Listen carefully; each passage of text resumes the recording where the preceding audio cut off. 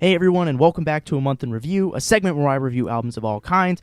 I'm your host Bazz as always, and if you're new here, welcome aboard, but if you're a returning viewer, thanks so much for checking this video out. It's crazy to think we're already through the second quarter of music, and today I'll be giving my reviews on Olivia Rodrigo, King Gizzard and the Lizard Wizard, Black Midi, and more. But first, I'd like to start off with some announcements. The biggest one has to be the 2.5-year anniversary of Bazz Reviews, which we celebrated recently on June 13th.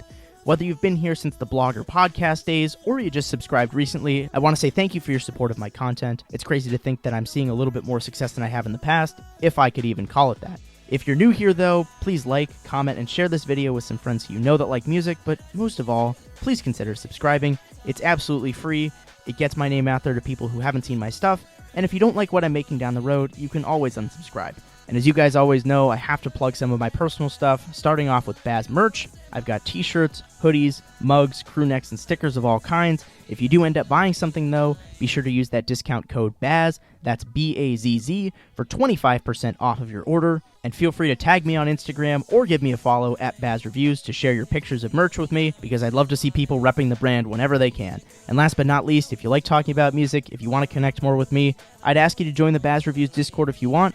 The links to all of those things are down in the description, and now we'll get into the reviews, and we'll start it off with a pop review, but this time it's for the 18-year-old Olivia Rodrigo's debut record, Sour. And she's already made quick strides in the industry, from TikTok virality to a primetime appearance on SNL. The Disney Channel star's infamous, or famous, depending on which way you look at it, song Driver's License has been the talk of the town all year.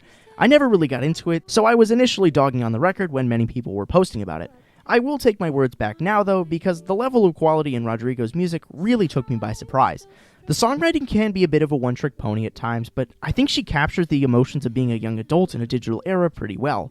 When breaking down the tracklist, I honestly preferred Brutal, Traitor, One Step Forward, Three Steps Back, Enough for You, and Favorite Crime much more than the three singles, the aforementioned Driver's License, plus Deja Vu and Good For You. They were some of the least appealing cuts on the whole album, mainly because I've heard one too many musicians do these lyrical and sonic motifs to death. I also didn't enjoy Happier or Jealousy for the same reason. In spite of the fact that I'm a bit skeptical of the wishy-washy musical identity on Sour, again, Olivia Rodrigo is 18 and it's only her debut. Should she keep making songs like One Step Forward or Enough for You, I'm interested to hear what she'll be singing about at 21, 25, or provided she's still making music, at 30. But everyone had better get on their knees now and pray to God that she doesn't become an industry plant. I gave this record a 6.5 out of 10. So switching gears to a completely different sound here, we've got Bright Green Field by Squid, and critics and music fans alike have been raving about the Brighton-based band's debut album. I was pretty interested to check out what the buzz was all about, but in all honesty, I found this to be one of the more difficult albums I've reviewed in a while. In my eyes, it's just so fucking harsh on your ears.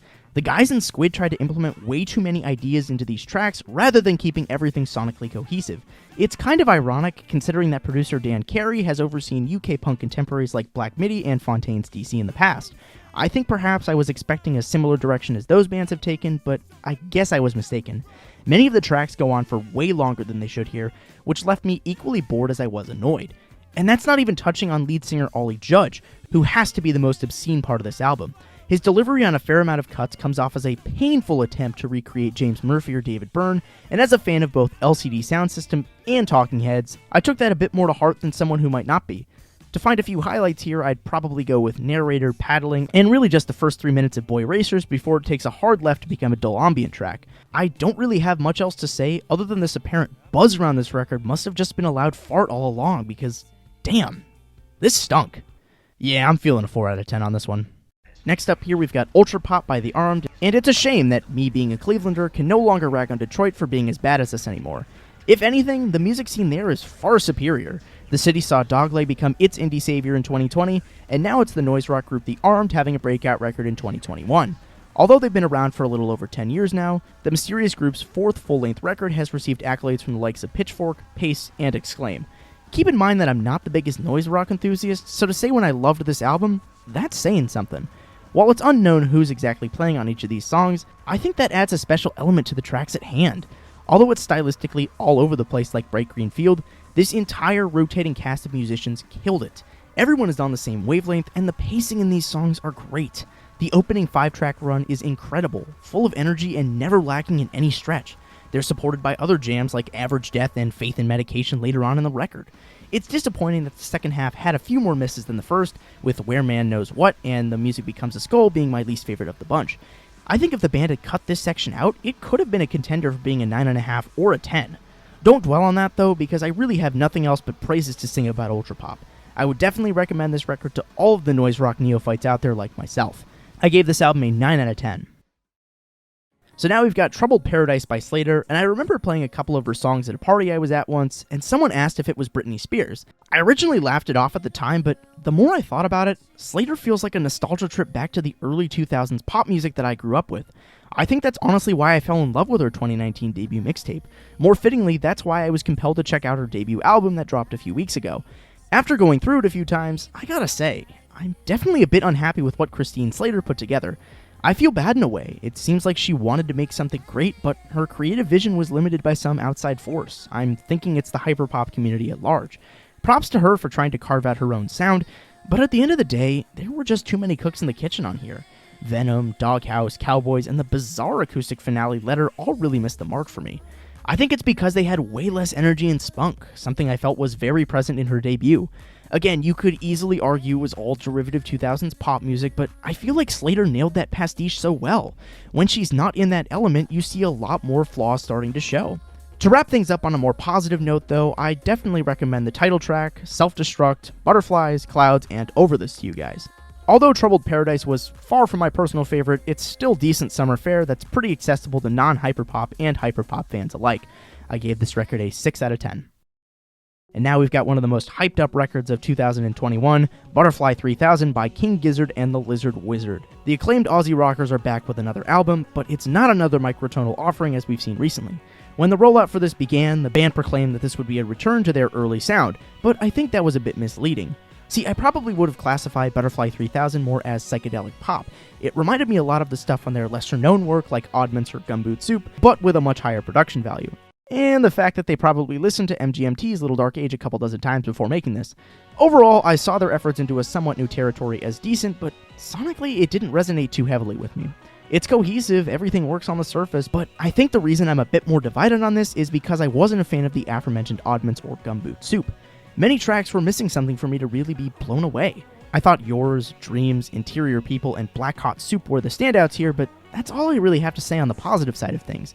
The rest of the track list I was either indifferent toward, or in the case of Blue Morpho and You Love, I disliked. Although I'm definitely not disappointed that we were given another King Gizzard project in 2021, I think Stu Mackenzie and company could have done a bit better in some areas on the project. Is this a style I could see them work more on in the future? Definitely. Will it be good? Well, only time will tell, won't it? I gave Butterfly 3000 a 7 out of 10. And now to finish off the month of June, I reviewed Cavalcade by Black Midi, and I was initially hesitant to publish a review on it, because I haven't been sold on them being this amazing act yet. I did like their 2019 debut Schlagenheim quite a bit, but again, not as much as some of my peers did. I ultimately decided to give this a chance, and I think I've switched loyalties a bit. The band lived up to their namesake way more on here than on the debut. The instrumentals are definitely much noisier, filled to the brim with sounds that you have to pick up on. If John L., Slow, or Dethroned didn't give you a headache on your first listen, congratulations. Please drop your name down in the comments. For someone who hasn't listened to this type of music before, it can be jarring. I enjoyed that energy, but to a point. Like Bright Green Field by Squid, some tracks on here definitely take longer to develop than others, which is my biggest criticism of the record as a whole. Through it all, I do think some of the previously mentioned tracks, and those not, were pretty solid. If I had to give you my favorite tracks, I preferred the quieter stuff like I did on Schlagenheim. Marlene Dietrich and Descending Forth are both incredible. So, on one hand, I'm glad I came to like Black Midi a bit more after their sophomore outing. On the other hand, this record is not one I plan to flock to super often. Unless you're a die-hard fan, they can be a bit of a challenge to get through at times. What I do respect, though, is the fact that they're based as fuck and do what they want without fear of critical panning. They did everything that Squid didn't, in my eyes, and I honestly wish we had more acts like Black Midi for that reason. I gave Cavalcade an 8 out of 10. So now that we've got all of the big albums done, I do want to give a creator spotlight here, this time to a fellow Clevelander, Sammy Hague. He is a trumpet player who recently dropped a new EP called Cucumber. It's a visual album that you can find on YouTube, and he worked with a lot of different creators, as well as a lot of different genres. If that sounds interesting to you, I would implore you to check it out. The link is down in the description to that. With all that out of the way, that wraps up the month of June. If you've made it this far, though, I'd love to hear your thoughts on my takes down in the comments. If you agreed with anything, disagreed with anything, or if there are any albums you think I should be checking out, please let me know of all of that. This is Bazz signing off. Hope you guys are all doing well, and we will see you on the next one. Your ass smoking dope up until the roach. Back at it again. He want smoke, he want fucking smoke. Give it to him then. Eating garlic toast, off a dose with my brother Ben. Ducking the vibe so I can stay live. Kicking a bucket before I bust mine. Bust him up for Bama and nickels and dimes. I paid in a grid to the end of my time.